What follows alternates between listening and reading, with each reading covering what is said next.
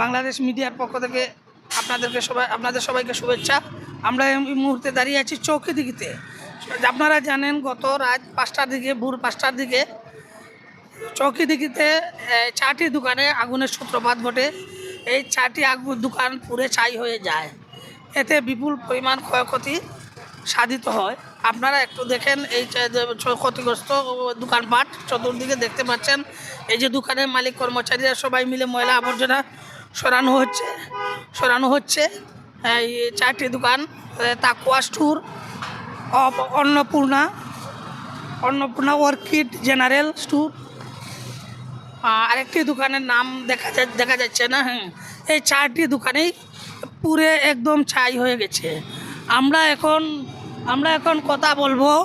এখন কথা বলবো দোকানের মালিকের সাথে। একটি দোকানের মালিকের সাথে আমরা এখন এই মুহূর্তে কথা বলবো।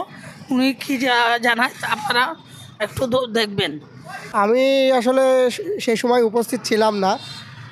প্রত্যক্ষদর্শীদের মতামতের ভিত্তিতে বা তাদের কাছে শুনতে পারলাম যে আপনার এই দোকান থেকে আগুনের সূত্রপাত হয়েছে এবং সেটা শর্ট সার্কিট থেকে। এটা হচ্ছে আপনার দোকানটা পলাশ ভাইয়ের।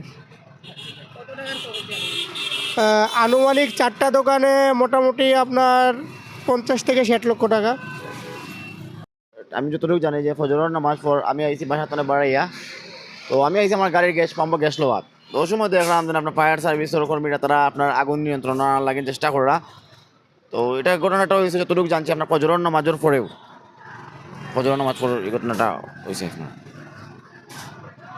আগুনে যে একবারে ধ্বংস করে দিয়েছে, ওটা বেশি ক্ষতিগ্রস্ত। কিন্তু ফ্রিজ কয়টা আছে? তিনটা ফ্রিজ। আল্লাহ হেফাজত। খেয়াল করে রাখেন। আইপিএস থেকে বজ্রপাত থেকে আইপিএস থেকে আগুন করতে পারে। রাউটার আসছিল, ওয়াইফাই রাউটার।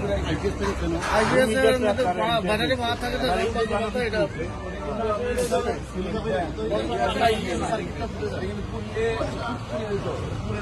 আইপিএস আর এসি বডি মিটার বজ্রপাত ঘুরে যায়। ইনভার্টারে বসলে এখন বজ্রপাত ঘুরে যাবে। বজ্রপাতে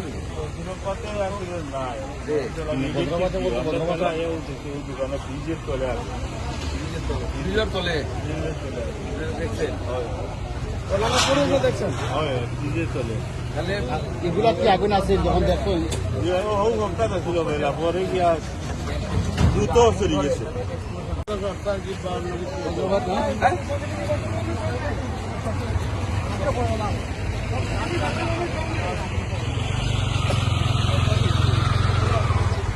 দোকানে তো আগুন লেগে আছে।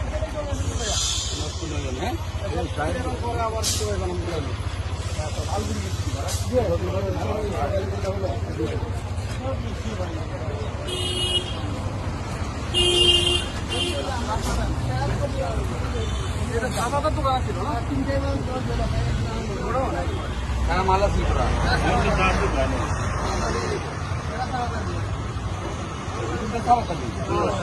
আর